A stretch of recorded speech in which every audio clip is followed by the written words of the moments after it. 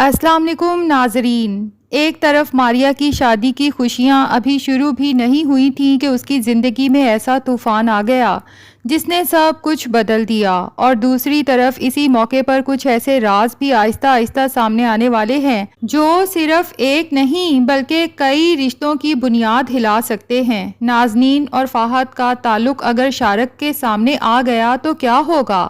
शहीर की बीमारी का झूठ जब आफिया के सामने खुलेगा तो क्या वो अपने बाप को माफ कर पाएगी? और क्या फ़ाहद मारिया का हाथ थामने की पेशकश सिर्फ आफिया के करीब होने के लिए करेगा? आइए देखते हैं आने वाली किस्त में कहानी किस खतरनाक मोड़ पर पहुंचने वाली है। नाजरीन, मारिया का निकाह अभी 2 दिन कबल ही अली से हुआ था, जबकि बारात और रुखसती अभी बाकी थी। इसीलिए जब बारात मारिया को लेने आती है तो घर में खुशी का माहौल होता है। मारिया भी दुल्हन बनकर बहुत खूबसूरत लग रही होती है और सबको यही उम्मीद होती है कि अब मारिया की ज़िंदगी में खुशियों का नया बाब शुरू होगा। लेकिन किस्मत को शायद कुछ और ही मंजूर था। बारात के मौके पर फायरिंग होती है और अली को गोली लग जाती है। उसे इमरजेंसी में हॉस्पिटल ले जाया जाता है, लेकिन वो जांबर नहीं हो पाता। यूं जिस मारिया ने अभी 2 दिन पहले ही अली के साथ निकाह किया था, वो अपनी बारात वाले दिन ही बेवा हो जाती है।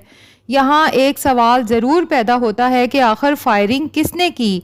अगरचा अभी ड्रामे ने इस मामले को ज़्यादा फोकस नहीं किया, लेकिन आगे चलकर मुमकिन है इस हादसे के पीछे कोई राज सामने आए। फिलहाल असल तवज्जो मारिया के दुख और उसके ख़ानदान के रद्दे अमल पर है। अली के घर वाले भी मारिया को ही कसूरवार ठहराने लगते हैं, लेकिन मारिया का इस मौत में क्या कसूर था? वो तो खुद चंद दिन में अपनी ज़िंदगी का सबसे बड़ा सदमा बर्दाश्त कर रही है। सादिया बाजी मारिया के साथ खड़ी हैं और जब कुछ औरतें उसे मनहूस कहने की कोशिश करती हैं तो गुड़िया बाजी उन्हें सख्ती से रोक देती हैं। उनका कहना बिल्कुल दुरुस्त है कि अगर कल को किसी औरत की बेटी के साथ ऐसा हादसा हो जाए तो क्या वो अपनी बेटी को भी इसी तरह मनहूस कहेगी?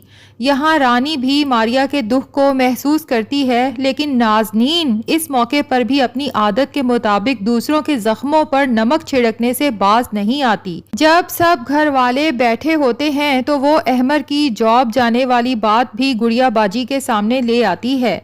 अहमर और आफिया ने ये बात जानबूझकर छुपाई थी क्योंकि पहले ही मारिया की शादी के अखराजात की वजह से सादिया परेशान थीं।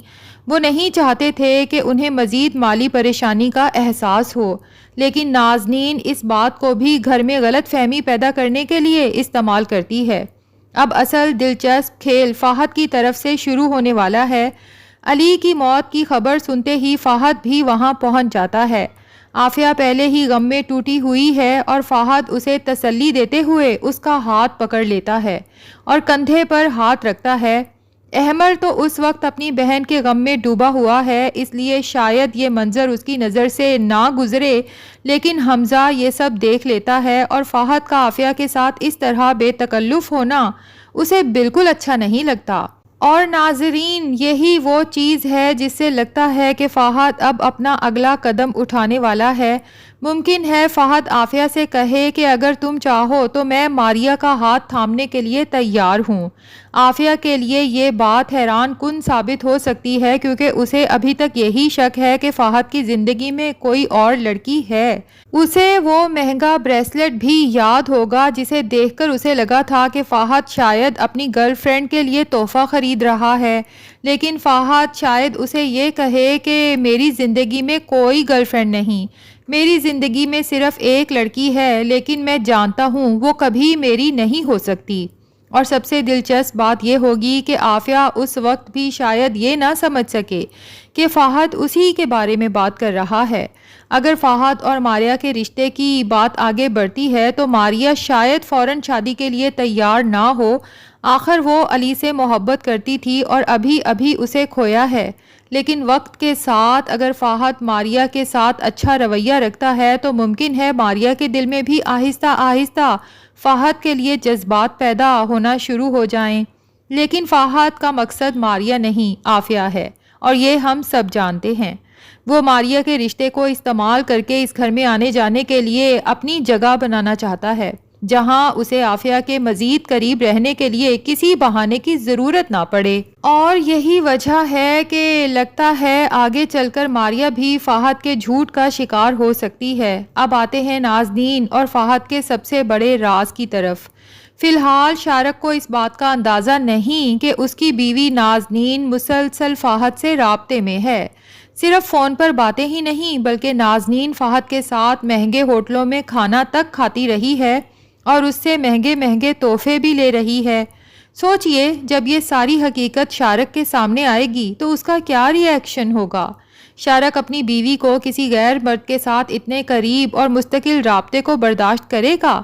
میرے خیال میں تو بالکل نہیں، خاص طور پر جب اسے پتہ چلے گا کہ نازنین صرف فہد سے باتیں نہیں کرتی تھی بلکہ اس کے ساتھ باہر بھی جاتی رہی اور اس کے ساتھ ہوٹلوں میں کھانا بھی کھاتی رہی اور قیمتی گولڈ اور ڈائمنڈ کے تحفے بھی لیتی رہی۔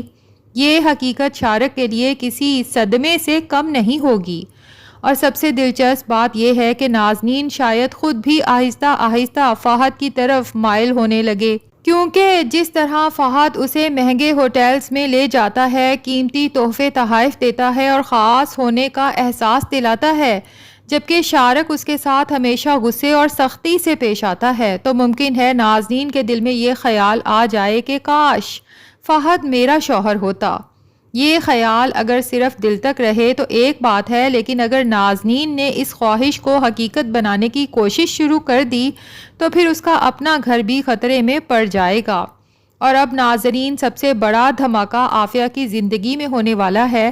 عافیہ ابھی تک اپنے والد شہیر پر مکمل اعتماد کرتی ہے۔ اسے یہی بتایا گیا ہے کہ شہیر بیماری کی وجہ سے باہر علاج کے لیے گیا ہوا ہے، لیکن حقیقت یہ ہے کہ شہیر نے بیماری کا بہانہ بنا کر اپنی ہی بیٹی کے ساتھ بہت بڑا کھیل کھیلا ہے۔ اس نے جان بوجھ کر بزنس اور آفس کی تمام ذمہ داریاں عافیہ کے کندھوں پر ڈال دیں تاکہ عافیہ زیادہ سے زیادہ وقت اپنے کام میں لگائے، گھر کے لیے اور احمر کے لیے اس کے پاس وقت کم ہو۔